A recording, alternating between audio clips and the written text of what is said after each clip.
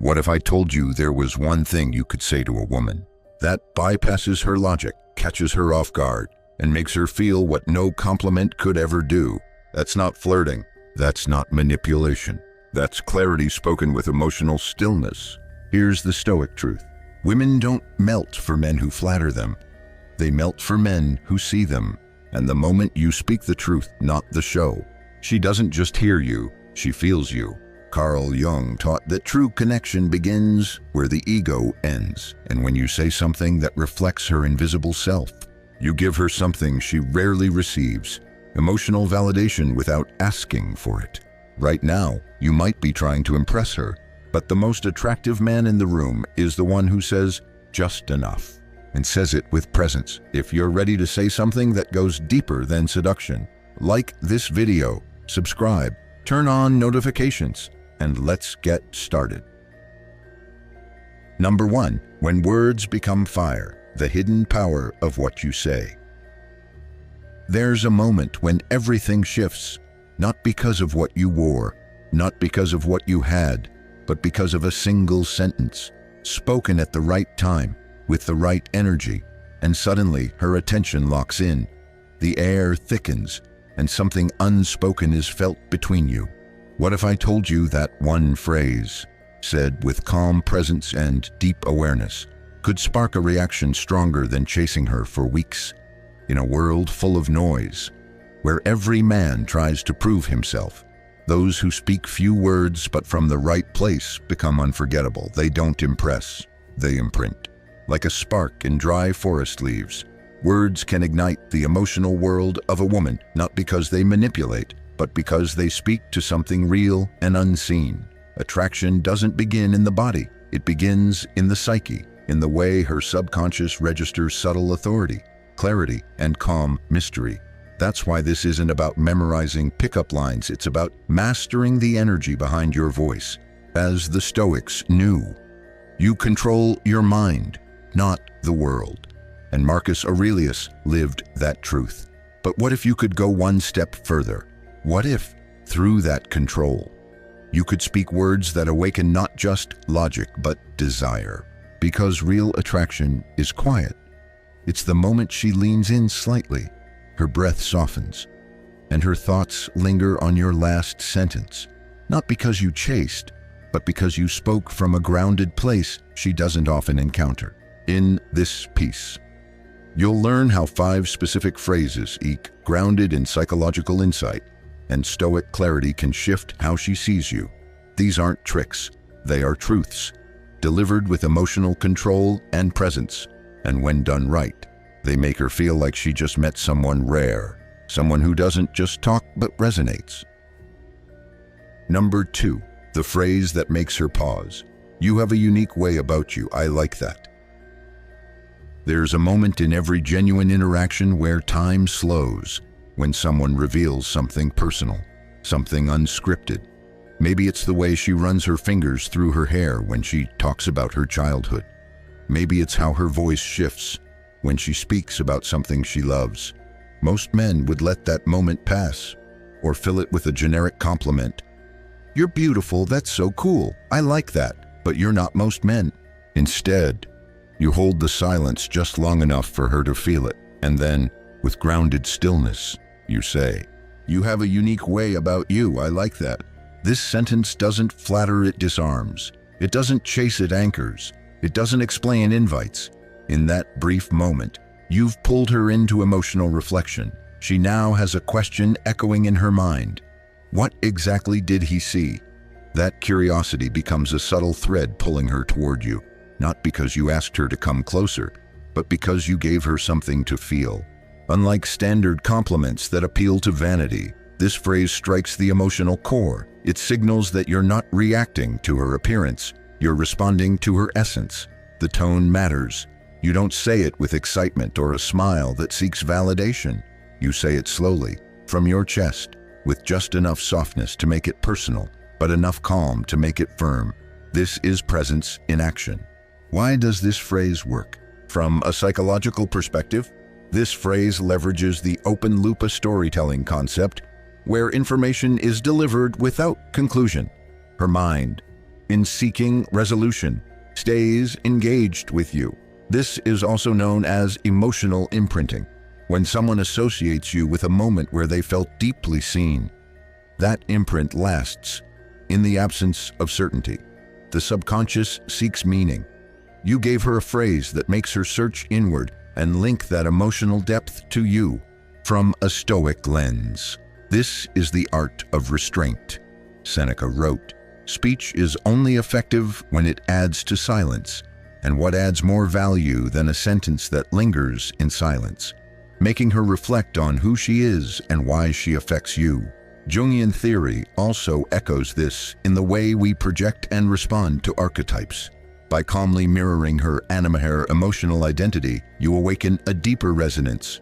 You are not just a man giving feedback, you become a symbolic figure in her inner world. That's what presence does. It doesn't impose, it reflects. But this phrase only works if it's real. Don't use it as a pickup line. Don't memorize it like a tool. Wait until she actually does something that surprises you. A burst of laughter, a moment of passion, a quiet insight. Then use it. And when you do, don't rush. Pause. Let your eyes hold hers. Let the silence after your words carry the weight they deserve. Here's what it sounds like in practice. She's telling you why she loves helping others, or how she overcame something painful. You let her speak. You don't interrupt. Then, after a pause, you lean in not physically, but emotionally, and say, "You have a unique way about you, I like that." No smile, just truth, and then silence. She might blush, she might laugh, or she might pause and look back at you differently. But what she won't do is forget, because that moment and that phrase pierced through the noise and made her feel recognized. Most men throw words around like pebbles. You dropped a stone into a still lake and the ripples will last. Number 3, the standard that shifts the dynamic. I like women who know what they want. In the dance of attraction, the one who sets the standard often controls the rhythm. Most men, without realizing it, place themselves beneath a silent pedestal, chasing approval, seeking signs, afraid to offend. But a man who calmly declares his preferences reverses the polarity. He doesn't just participate in the dynamic, shapes it. That's what makes this phrase powerful. I like women who know what they want. It's not a line meant to flatter. It's a quiet challenge and invitation for her to rise and reflect. When said with ease, it doesn't accuse or demand. It simply places a boundary in the sand. This is the kind of woman I resonate with. Are you that kind of woman? And suddenly, the dynamic changes. You are no longer auditioning. She is now internally wondering, do I meet his standard? Not because you forced her to, but because you've subtly made your value known without bragging, without games, just presence. The brilliance of this phrase is that it strikes at the subconscious need many women feel, to be understood and admired for their clarity in a world where so many people hesitate, waver, or hide behind politeness. This phrase rewards decisiveness. It praises a feminine trait often overlooked, not appearance, not charm, but direction. And when delivered authentically, it anchors your own direction too. But timing matters. Imagine this. She makes a clear decision in a social setting, orders food confidently, sets a boundary with grace, or voices her opinion without apology. Instead of clapping or giving a superficial compliment, you wait, let a beat pass, and then say, with steady tone, I like women who know what they want. No smirk, no arrogance, just an observation from a man who lives by values, not impulse. What happens next is not loud, but internal. She pauses. She re-evaluates you. You didn't seek to impress her, but you made her reflect on how she shows up. You've quietly flipped the frame. You're not just seeing her, you're evaluating if she fits your world. From a Stoic point of view, this is the essence of self-command, Epictetus said. First say to yourself what you would be, and then do what you have to do. When you express what you admire in others, you define what you live by. You don't force her to change, you declare what resonates with you. Jung would call this individuation. You are no longer merging into her world to gain approval. You are standing as a whole person, inviting her into your orbit, but only if she aligns. This is not manipulation, it's magnetic clarity. Why does this matter? Because so many men abandon their standards the moment attraction appears. But when you calmly articulate your preferences, you demonstrate that your attention is earned, not given cheaply. And it's not just the phrase, it's the energy beneath it. If you are grounded, purposeful, and aligned, this line lands like a quiet truth. If you're seeking her approval while saying it, it comes off as insecure posturing. So live the phrase before you say it. Make your choices clear. Walk your path boldly. Speak less, but mean more. Then, when she shows strength, don't overreact. Just pause and say, I like women who know what they want. And say it like you mean it, because that kind of calm certainty is rare. And in a world of noise, a man who knows what he respects becomes unforgettable. Number 4, the emotional imprint. That's what I like most about you. There's a moment in every connection where time seems to pause when someone opens up, drops their guard, and reveals a raw, genuine part of themselves. And it's in that moment, if you're truly present, that you can say something not just heard, but felt. That's what I like most about you. It's a simple sentence, but when delivered with timing, warmth, and grounded presence, it doesn't just compliment, it lands. It becomes an imprint, a moment she'll recall long after the conversation ends. Why does it work? Because most compliments are lazy. They target the obvious: appearance, voice, style. But this phrase doesn't praise the surface, it mirrors the soul, and that's rare. Imagine she's sharing a childhood memory, talking about a fear she overcame, or a dream she's chasing. She's not trying to impress you, she's just being real. And you look at her, not with eagerness or nervousness, but with grounded stillness. You let the silence hold for a second, then you say, that's what I like most about you. No need to elaborate, no need to explain. Because the power of the phrase lies in its mystery, it forces her to wonder, what did he see in me that I didn't even see in myself? That's how you bypass logic and speak directly to her emotional core. In a world addicted to superficial validation, this phrase tells her, I saw your essence and I liked it. That's unforgettable. From a Stoic lens, this is about authenticity and presence.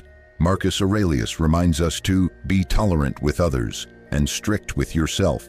You're not trying to win approval. You're holding space for what's real. You're giving her something most people never offer: emotional recognition without expectation. And psychologically, this taps into a core feminine desire to be known, not just admired, to feel like someone isn't reacting to what's shown on the outside, but to what quietly glows beneath. But like any powerful tool, this phrase can't be faked.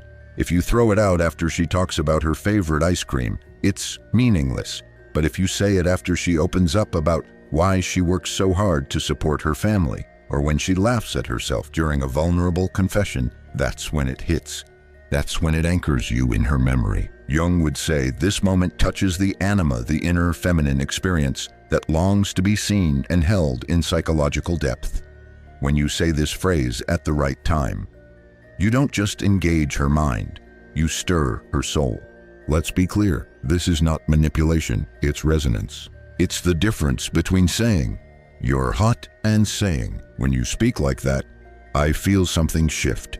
One flatters, the other awakens.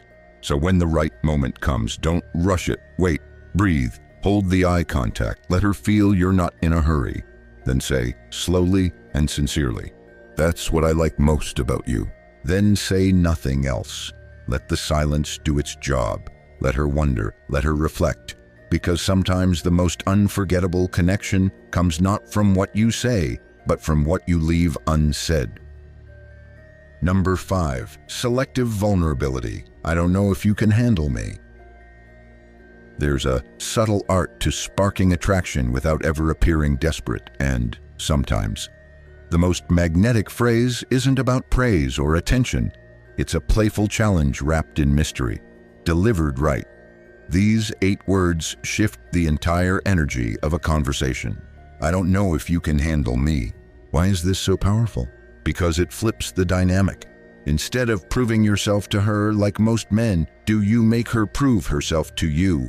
You imply depth. You hint at complexity. You don't explain. You simply suggest that you are not easily figured out, not easily possessed, and certainly not someone she can toy with.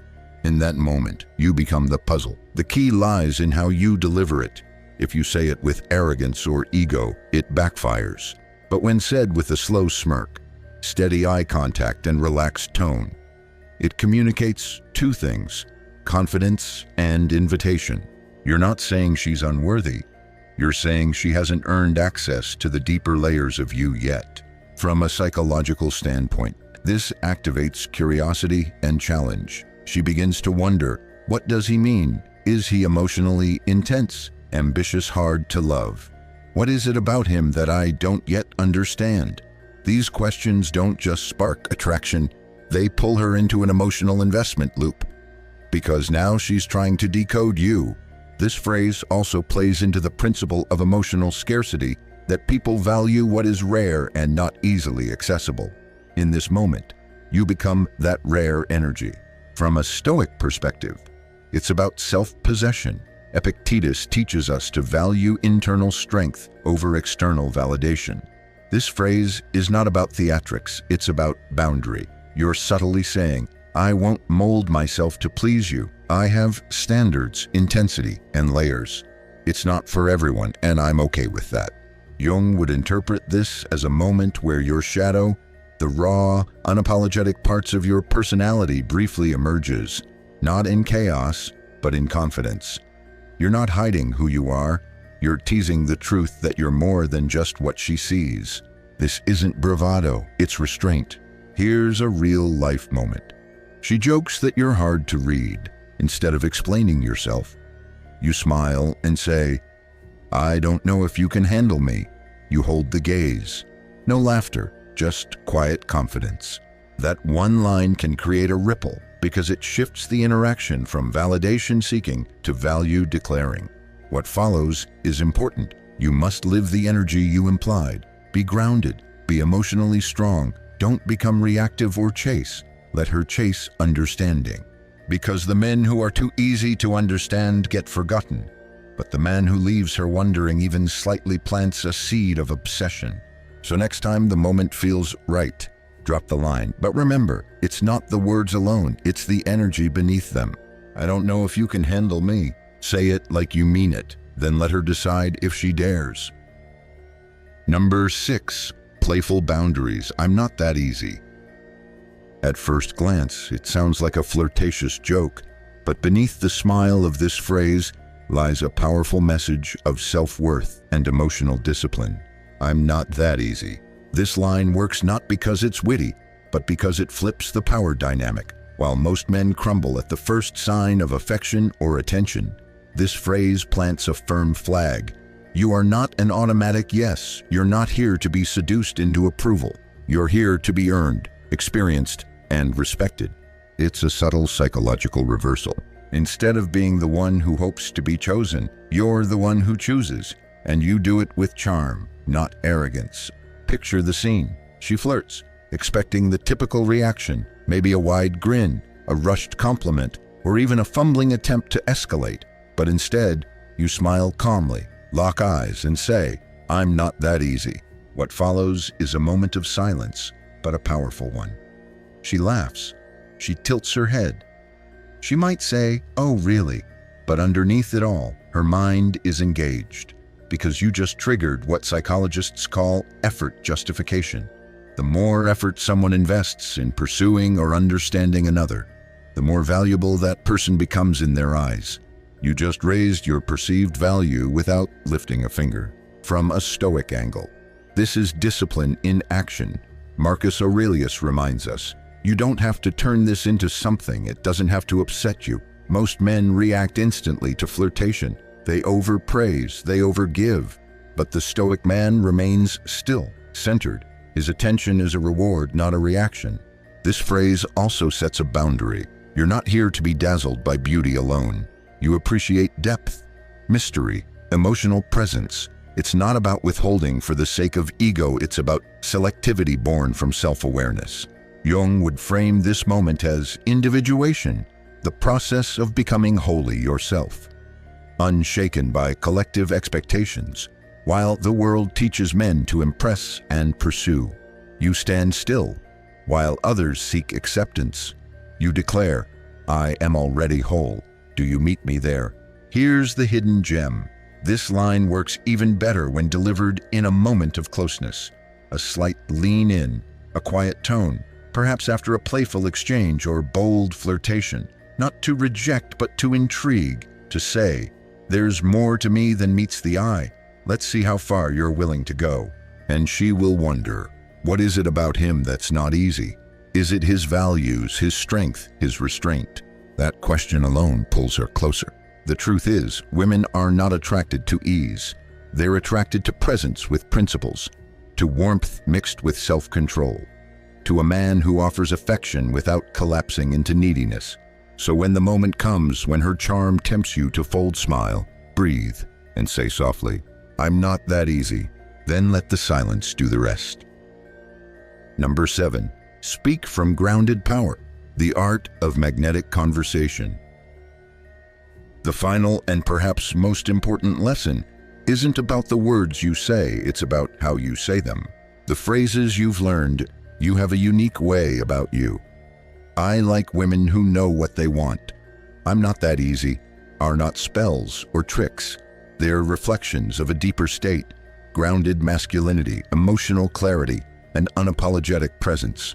You can't fake this. A man who says, I don't know if you can handle me while seeking approval or fearing rejection will come off as insecure or arrogant. But when it's spoken from a place of centeredness, from a man who's done the inner work, it lands like lightning, playful, powerful, and unforgettable. So what is this grounded power? It's the calm in your voice when others get reactive.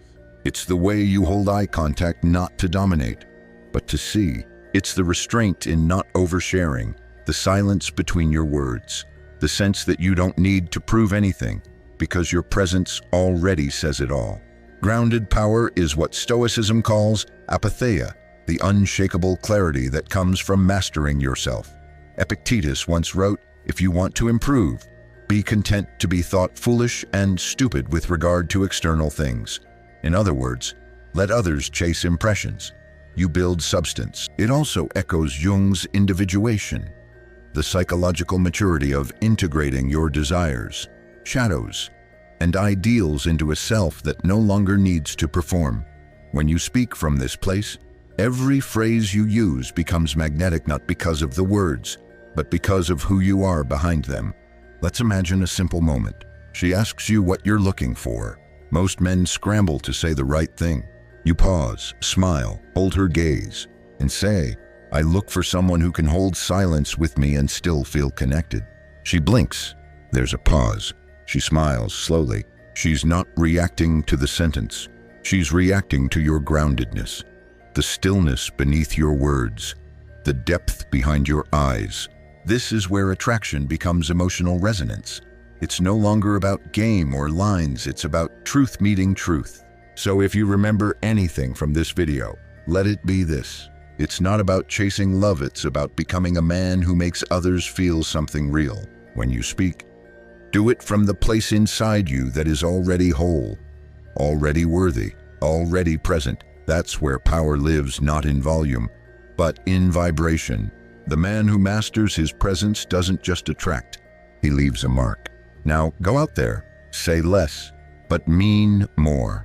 Pause longer, speak slower. Let your energy lead the words, because when you do, even a whisper becomes unforgettable. Now, speak out and comment below. My presence speaks louder than my words. You came here wondering what to say to win her over. Now you know it's not about what you say, it's about what your words reveal. Here's the line. I don't want to own your attention. I want to earn your peace when you're near me. That one sentence holds what most men can't give. Respect without pressure. Clarity without control, strength without performance. She'll pause. She'll feel it in her nervous system. Not because it's poetic, but because it's rare. The Stoic man doesn't speak to impress. He speaks with purpose, silence, and truth. And that energy unforgettable. Carl Jung said, "The privilege of a lifetime is to become who you truly are. When your words reflect your wholeness, she won't resist you, she'll feel safe enough to open up.